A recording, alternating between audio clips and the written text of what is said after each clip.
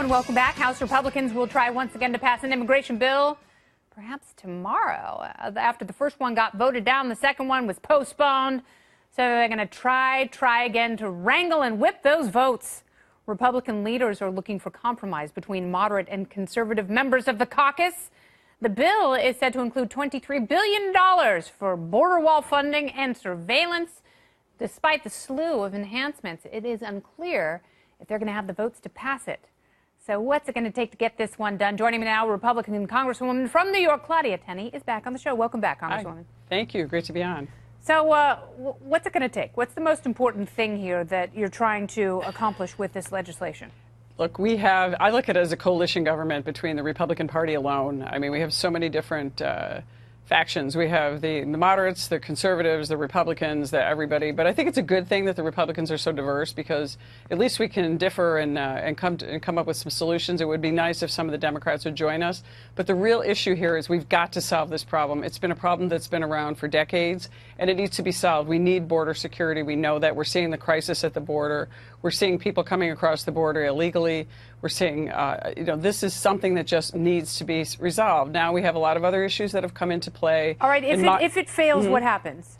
Well, we have to go back to the drawing board. I just don't see how we can let this issue die. And I think the president coming out with his tweet last week saying, let immigration go away and we'll come back and resolve it. But I think a lot of that is a negotiating strategy. It might be art of the deal again coming to play. Who is he? Is that a strategy for Republicans or Democrats? Who is he talking to? I think he's speaking to all of us. I mean, look, I am a co-sponsor of the so-called Good Lat bill, Good Lat 1, I call it. I'm calling this Better Lat. It's another version of Good Lat. And then hopefully, if this doesn't make it tomorrow, we'll come up with the Best Lat bill, which is going to be the best version, which we can finally get the votes to get across the finish line. We need the votes. Okay, right now, I don't know where we are. I mean, honestly, this bill has been improved. How are you involving the Senate and their methodology into crafting this House bill? Oh, if you'd like their methodology, could you explain that to me? I'd like to know exactly what their methodology is. Well, no, that's a problem. There's a great disconnect, but you have a bill that's sort of spearheaded by Ted Cruz at this point, and he's working with fellow Republicans and Democrats.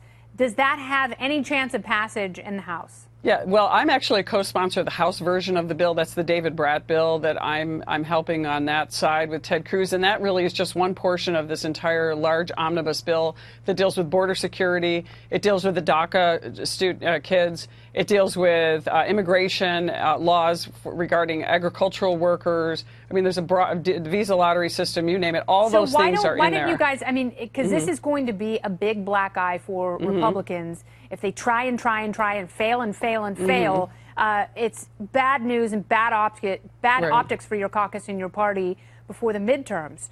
Why don't you try and take more narrow elements that absolutely A, have to get done, and B, where you can find some bipartisan support and just do those? Right. I think that's what's trying to be done. I think like David Brat's bill, which is the when identical use words like bill. Omnibus, it's very difficult to have a more narrow version when you're trying to do everything. It seems as though everything cannot get done. Right. Well, the reason that omnibus bills exist, and I particularly don't care for them, we had them when I was a member of the State Assembly, is they're used for leverage. They're getting somebody to vote for something that they don't love, but they're getting something they want. It's the end product of negotiation and compromise. What a horrible way to govern. Yeah, I hate to say it, but that's exactly what an omnibus bill is. I'd love to see us do all these bills and stand on their own merits, but I don't think that's what's going to happen. So for me, I would really like to see us deal with the border security issue.